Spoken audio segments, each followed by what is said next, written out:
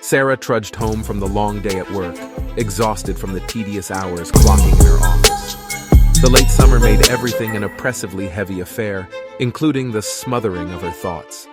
She passed the alleyway that she had been instructed to avoid, an empty, decrepit street full of trash and unpleasant odors. Normally, Sarah would have passed it up without a second glace. However, the day had been trying, and a small part of her indulged a craving for something different. She had never explored such a place. Why not now? The oppressive air lifted as she entered. Cobwebs danced in the light as she glanced around the alley. The smell of something odd and eerily familiar made her shiver with a strange kind of anticipation. Sarah felt her gut telling her to turn back, but her curiosity won out instead. She smiled briefly as she walked forward, but that smile vanished the instant she saw it. In the middle of the alley stood a figure shrouded in that same familiar smell.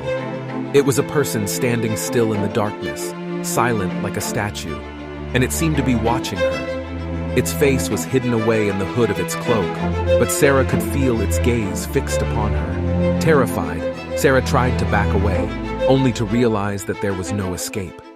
The figure stood directly between her and the entrance. She was completely trapped. A voice suddenly caught her attention, a gentle voice from the shrouded figure.